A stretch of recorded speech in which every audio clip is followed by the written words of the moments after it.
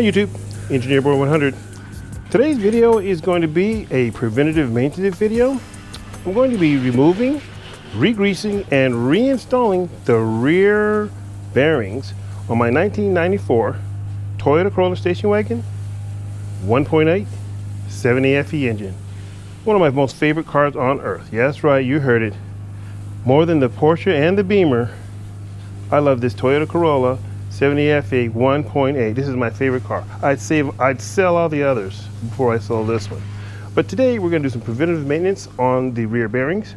These bearings have not been changed since I've owned the vehicle for 30 years, and they aren't making any noise or giving me any problem. I'm just going to grease them up so they continue to serve me as they have so far. So let's get right into it. I'll show you how to remove, re-grease, and reinstall the rear wheel bearings. First, I'm going to take off the wheel.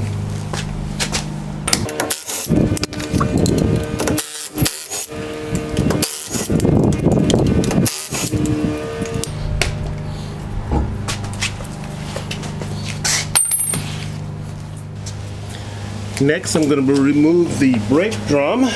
Sometimes you might have to tap on these or pry on it with a screwdriver, but I maintain mine regularly, so it comes off pretty easy. Next, we're going to remove this center hub piece, which contains our bearing. It feels really nice and smooth and greased already. It feels really good, but I'm going to take it off anyway and show you how to re-grease it. The 4 bolts that hold the bearing in are 14 millimeter, so I'm going to use a 14 millimeter socket, and this is really cool. This one is magnetic. Check that out. So I'm going to cheat, use the magnetic, use the Ingersoll Rand impact. So yeah, it's going to be really easy for me. So here we go.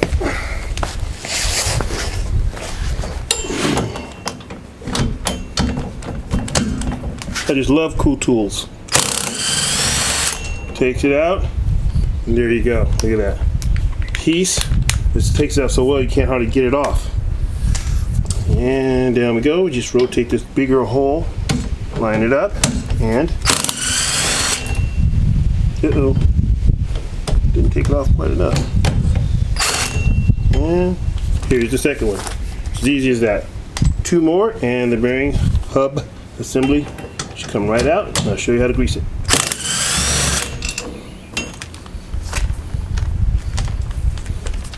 It's kind of fun, actually. It's very fun, I should say. Now, when you put this back on, you want to make sure you use the right torque spec, and I will tell you what that is when we reinstall it.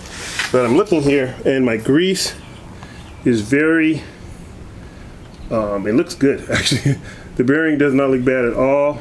You could probably use a little bit more grease in there, but I'm going to put some more in there. I'm going to put synthetic in there, and then I'm going to put it back on. So let's get started. Okay, I'm going to be using CV2, constant velocity 2 red line. It's red line synthetic grease, really good stuff. I love it. I'm just going to use my finger because I'm not going to use that much. I'm not adding that much, so let's use the finger here. But yeah, look at that. That's delicious. I'm just going to use my finger and put it in the syringe, and then I use the syringe to apply it to the bearing. Now on my bearing here, it's out of the screen, I went ahead and I cleaned as much of the old grease out as I could. As you can see, look in there, you can see the old grease is cleared out. And I went in there with a paper towel and a little bitty pick, and I cleaned out much of the old grease. And I'm just going to try and fill the valley. I'm not going to overfill it, but I'm going to put some around that valley, fill that in, and then I'm going to get a new O-ring because the O-ring was damaged.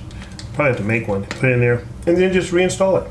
And then we'll do the other side, and we'll be done. So, I'll let you watch me put this in there right now. We're going real time here. Put the syringe in. And I hope this doesn't make a mess, and it doesn't. Look at that, it just goes right on down. Beautiful. Now I can just apply it. So let's go here. Let's just go right like so. Let me get it to where you can see it.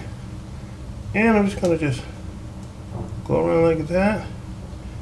and just put some fresh synthetic redline grease in there, and that should do it. And this will make this bearing last me for a long time to come, just like that.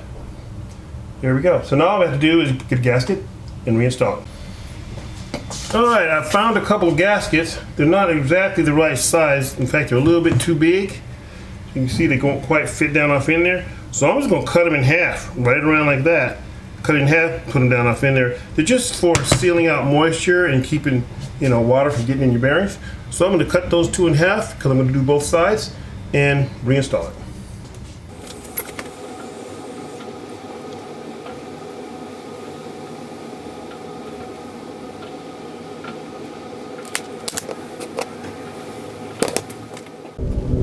Okay, I'm going to reinstall the bearing now. You'll notice that when you look at the face, the bottom is concave and the top is convex. That's because they have to go on in a certain orientation, and this rounded portion goes on top. Okay, so you want to make sure you put this on in the right configuration. Now, when I put it back on, I'm using a different socket because that magnetic socket's hard to get off. You know, when you're not taking the bolts out, when you put them in there, then it doesn't want to let go. So I'm going to use a deep socket to make it easier for me. You always want to start your bolts by hand. You do not want to start your bolts with any tool. I'm going to use an extension, but you don't want to use a tool because that's asking to get something stripped. Okay, so I'm putting all these in advance, and then I'm going to kind of line them up. Get one of them lined up with the hole, and just kind of start them nice and easy. I'm not going to put them all the way in. Just going to get them started,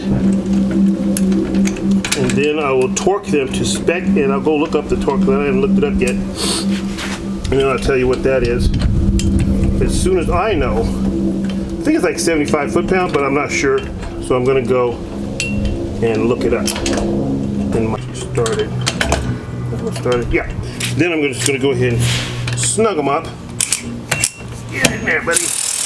There we go. Good job. And man, sure beats the heck out of cranking. The older I get, the more cool tools I gotta get because I wear out, so I gotta get cool tools. Alright, so now we'll go ahead and torque them to spec and do the other side.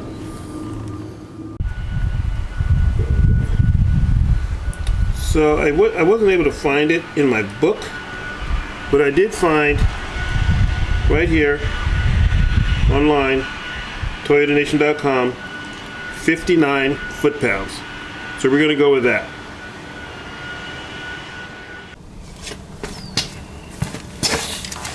Okay, so I'm going to use an X pattern to,